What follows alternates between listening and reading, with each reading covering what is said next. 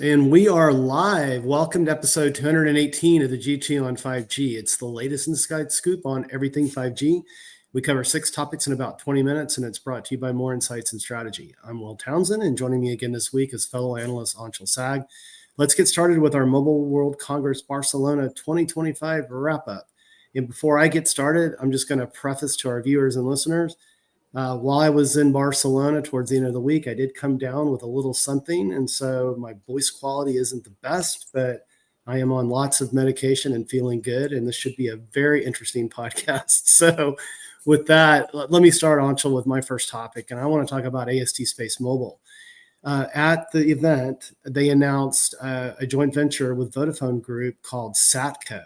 And I actually had an opportunity to meet with Abel towards the end of the week to talk more about it. But at a very high level, what SATCO is a joint venture that's designed to support the highly fragmented nature of mobile network operators in the United States. And what I mean by that, when you look at the US, we have 3 major carriers, right?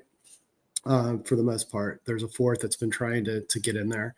But when you look at Europe, you've got 3 to 4 MNOs per country. And even in small countries like Latvia, you've got 3 as well. And so this is an effort to more efficiently service just the vast number of MNOs in Europe. It aims to provide a turnkey solution supported by a fully managed networking stack and operations that address the need for digital sovereignty within the European Union. And again, I got to spend some time with Abel. I am going to be writing a Forbes article that includes some of that conversation that I can share. That's not under non-disclosure.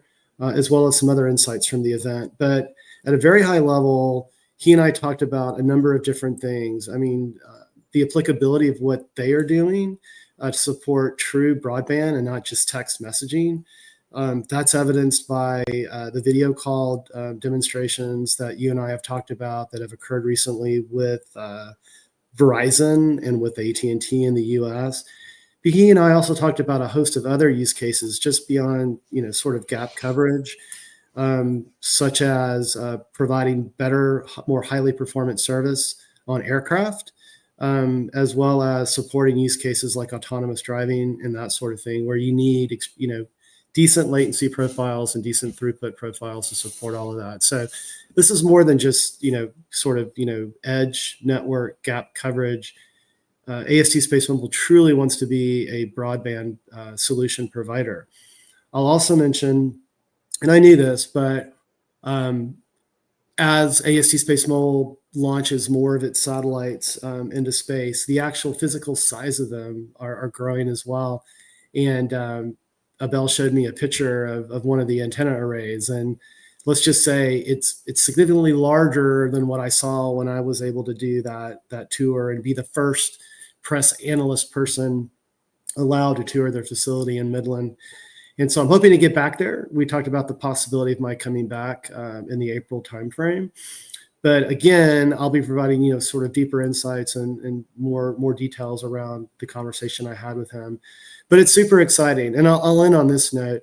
I did mention to him what his thoughts were about the big Super Bowl ad that T-Mobile and Starlink did. The price tag on that was $8 million, quite significant. And honestly, his response was he was happy. It's free advertising. It's good for the industry, and it really demonstrates the power of low Earth orbit satellite and how it can augment terrestrial networks. But with all of that said, what are your thoughts, my friend? I think that in general, the partnership with Vodafone is a big one, especially for the European market. Mm-hmm. I also think that there's more opportunities for competition with AST and SpaceX, Globalstar, and many others. And I just think that we're going to continue to see this grow.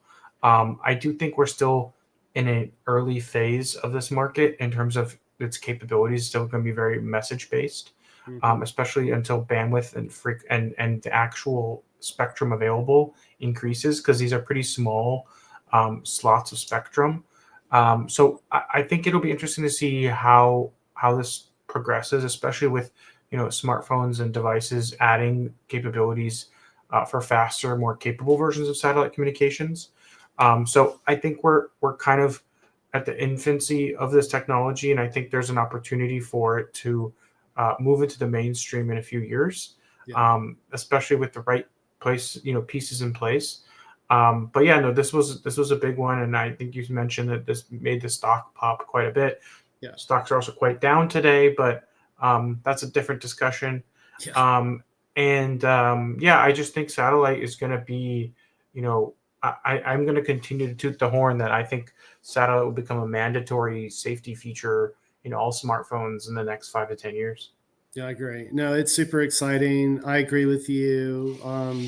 Innovation is usually driven by competition. That's one of my famous catchphrases. And yeah, so for our viewers and listeners, stay tuned. I'll be sharing more insights in that Forbes wrap up, probably coming towards the latter part of this week, if not early next week.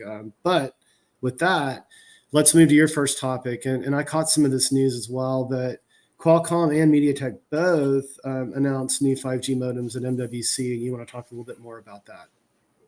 Yes. So Qualcomm introduced their new X85 modem, and MediaTek introduced their new M90. Um, and basically, when Qualcomm is called the X85, it's no longer called the Snapdragon X85, because they've introduced a new product called Dragon Wing, which we talked about last week. Yeah. And that's like a branding for a lot of their infrastructure stuff. But moving forward, modems, GPUs, and other cross business unit technologies will drop Snapdragon and not have Dragon Wing either, and instead have the Qualcomm branding on them. So this is a Qualcomm X85 modem. What's cool is that this ups the ante again. It is now a 12 gig modem, so it's capable of up to 12 gigabits per second of throughput.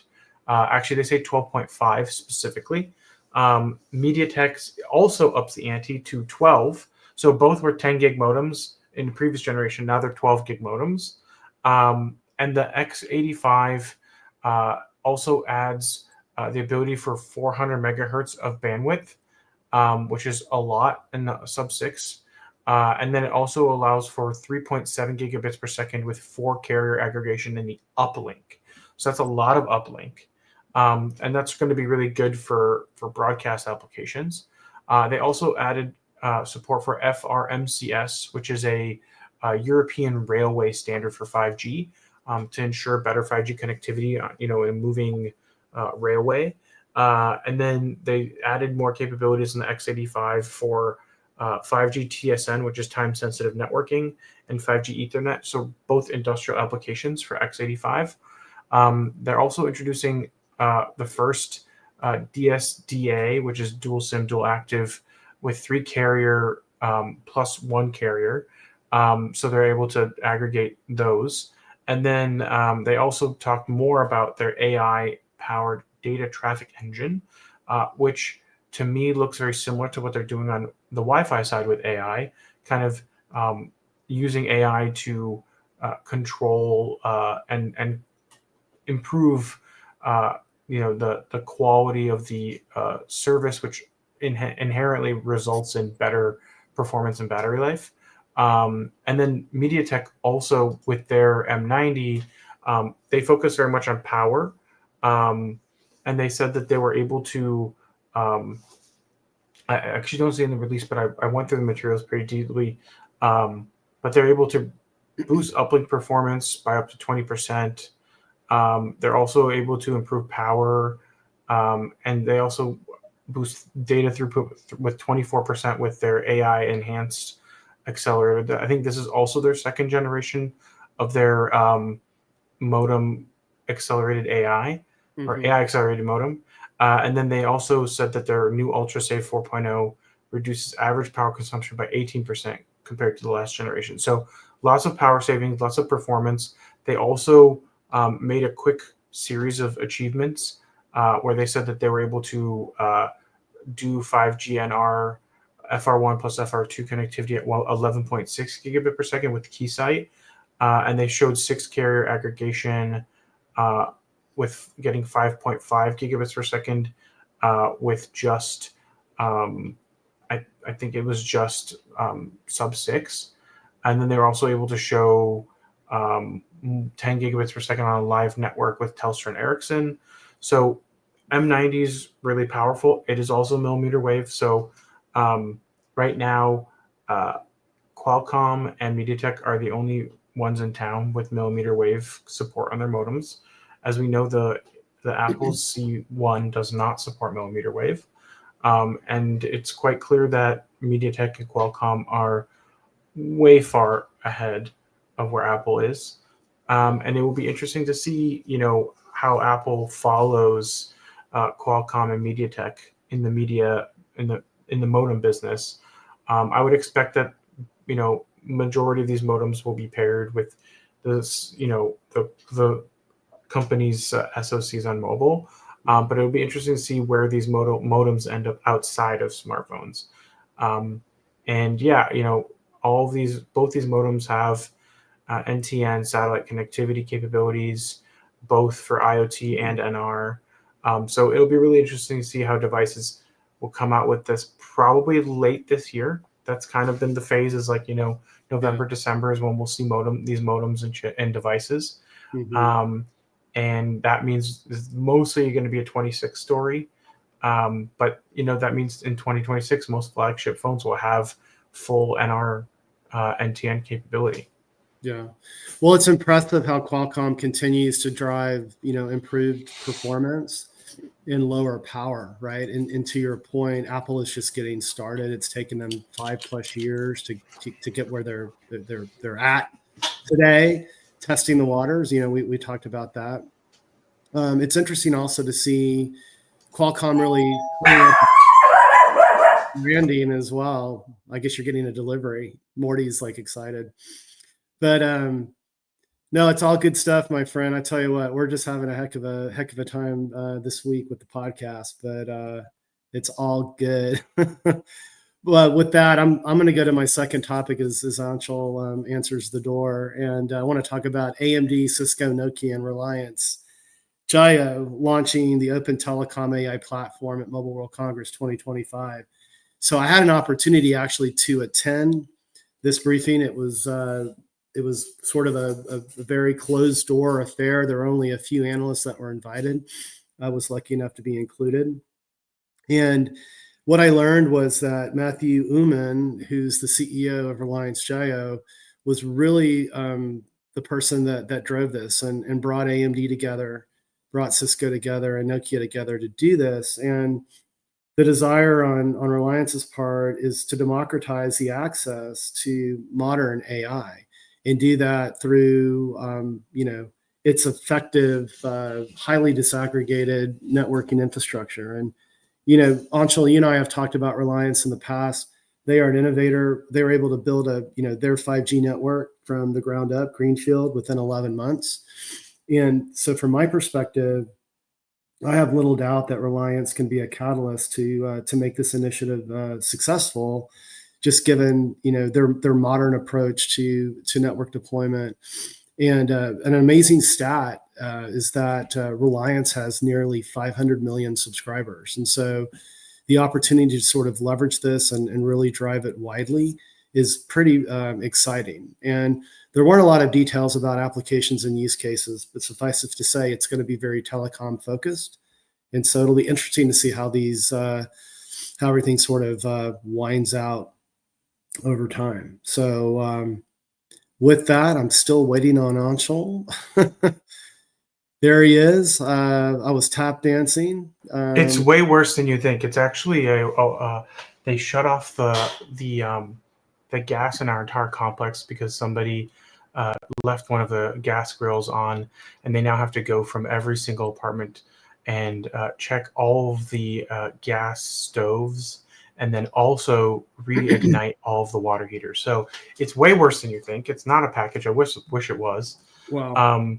But no, I think it's really cool to see that all of these big titans in the industry are working together to launch something like the Open Telecom AI platform. Mm-hmm. And I think a lot of the industry is just realizing that they need to work together to be successful and achieve the full potential of what the industry needs to do on AI. And I think there's lots of room for growth. Yeah. But I also think that we've had a lot of these different partnerships happen in the past on different topics. So it doesn't necessarily mean there will be success. Yeah. But I think when you look at who's involved, Reliance Geo is a huge player in the space. Yeah. And, it's in their best interest to have something that's open and standardized. And I think that we will continue to move in that direction regardless of who's involved. And this only enables more companies to join the effort if they stay open. Yeah, I agree. Very good insight there, my friend. Hey, let's go to your second topic, and hopefully the door doesn't ring again. You want to talk about Ericsson partnering with T-Mobile and Qualcomm for 5G XR trials. Yeah, so this is something that kind of flew it under the radar for me, at least.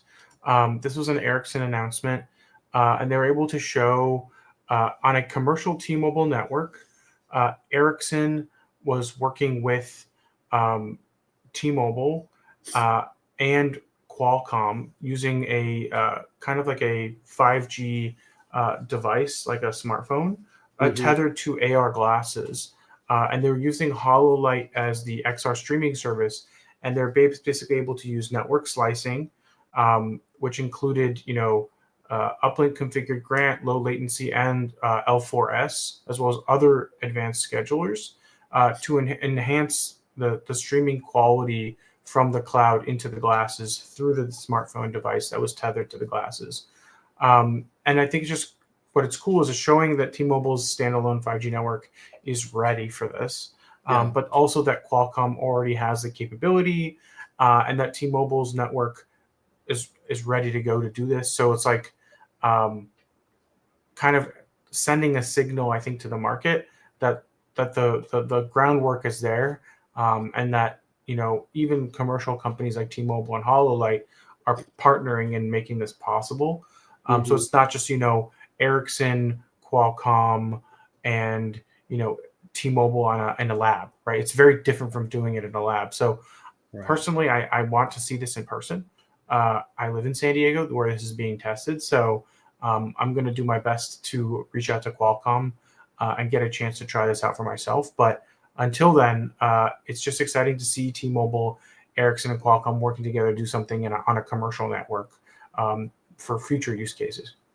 Hey, let me ask you, because I didn't catch this news. I mean, the payload was so immense at the event. And by the way, it was a record attendee. It was, I think, over 109,000 folks attended MWC. But I'm assuming that these trials were they focused on enterprise use cases or were they consumer use cases, or both? So they didn't say what kind of use cases they were trialing.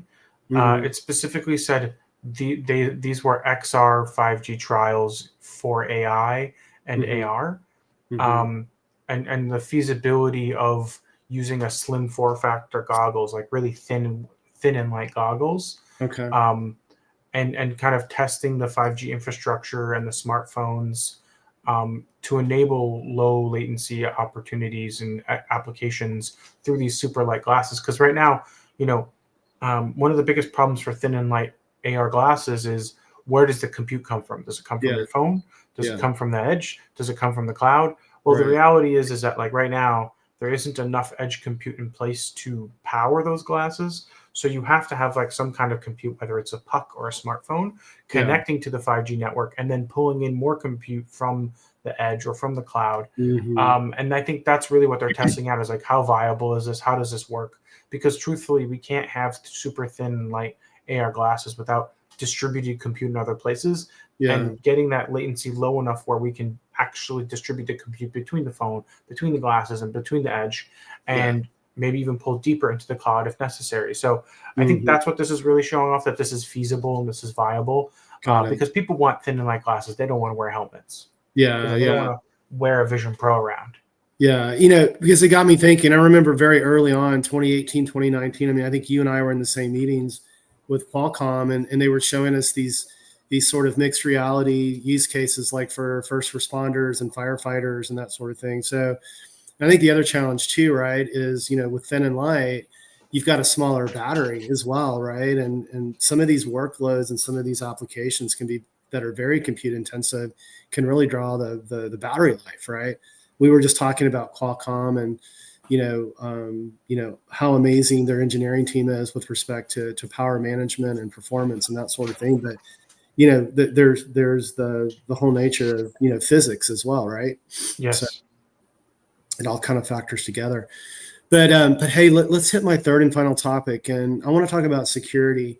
And this is an area I think that the telecom industry continues to struggle with. And I'm not gonna fault MNOs. I mean, what they have to deal with, given the vast number of devices that operate on their networks, is just it's just amazing. It creates a threat surface that's just unbelievably big. That's easily attacked by bad actors. And more and more improvements have been pumped into the industry to address this. There's a lot of focus on zero trust and least privilege access and that sort of thing. 5G new radio does improve encryption significantly over 4G LTE, but more is needed. And so I got to sit down with Palo Alto Networks while they were at Mobile World Congress. I actually was able to record a 6.5 media video. So we'll include the link to that for our viewers and listeners if you're interested in learning more. But what Palo Alto Networks announced was their Prisma SASE 5G solution.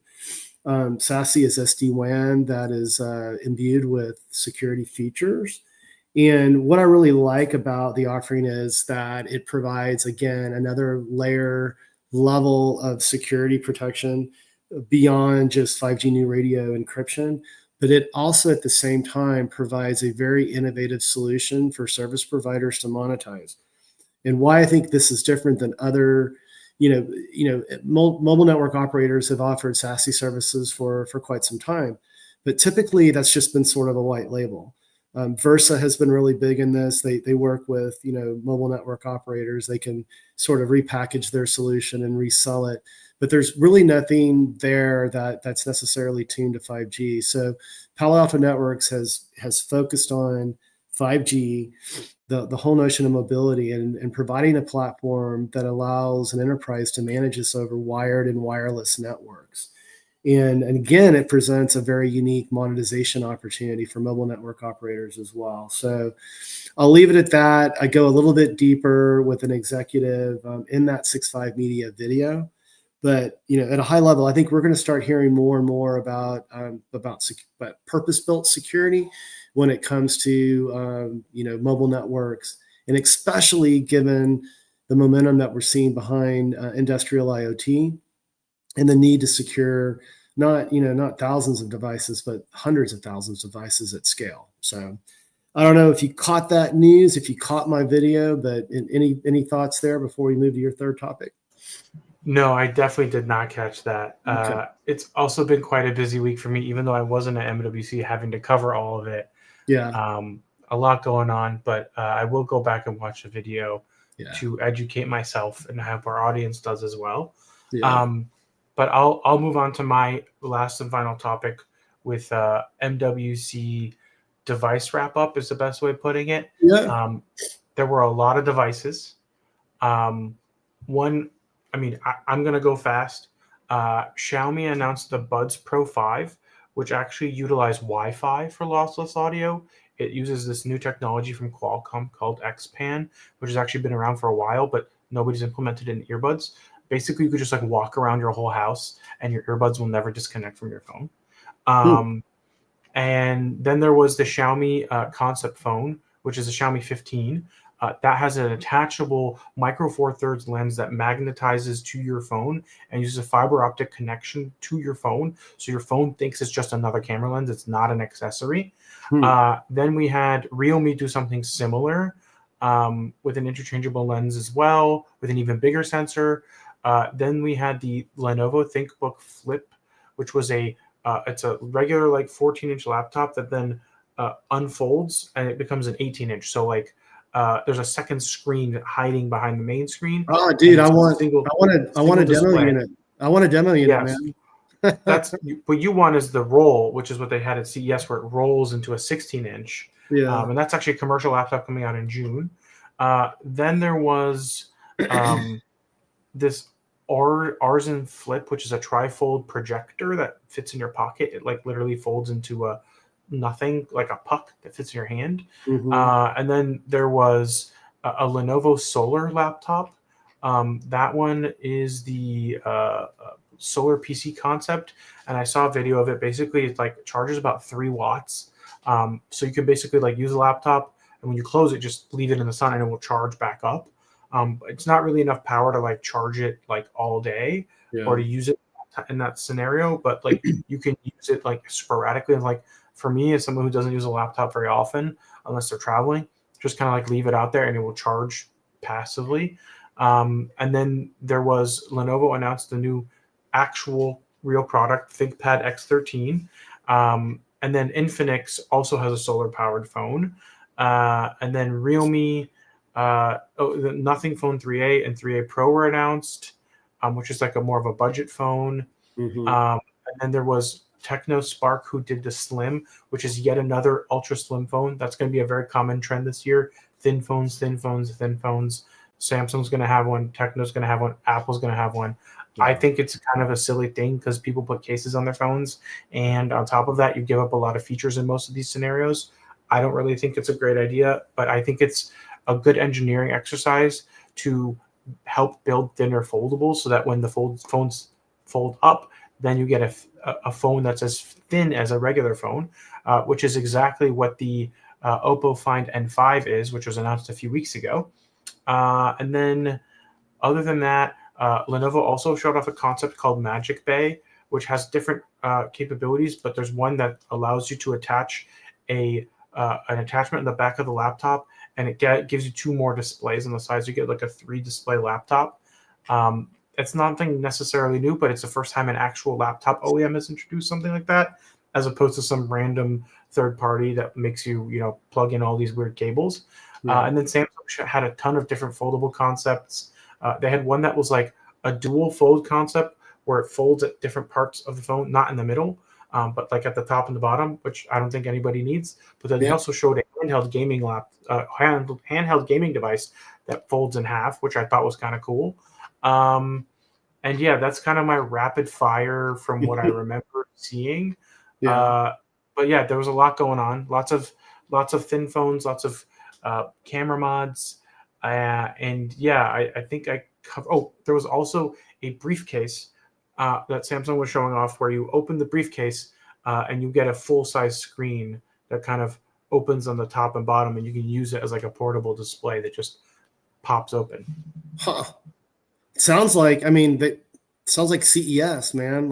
That's the sort of stuff that you typically see at CES, right? So they were holding this stuff back for. I would say a lot of these things probably should have been shown at CES, but probably didn't make the cut for January. That has been the case for a lot of things, but I would say some of these mobile stuff, very much MWC. But some of these things are just prototypes. And I think they were, maybe prototypes didn't make the cut for CES. Yeah. Cool, man. Well, hey, it's been another great podcast. I was having to mute a lot as I'm getting through this cold, but I'm glad we were able to get it done, and let's take it home. Absolutely. We hope our viewers and listeners found this week's topics interesting. We hope if you have any insights for a specific 5G topic for a future podcast, please reach out to us on social media. Will's at Welltown Tech, and I'm at Anshel.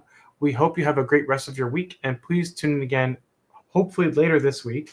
And don't forget to rate us and subscribe.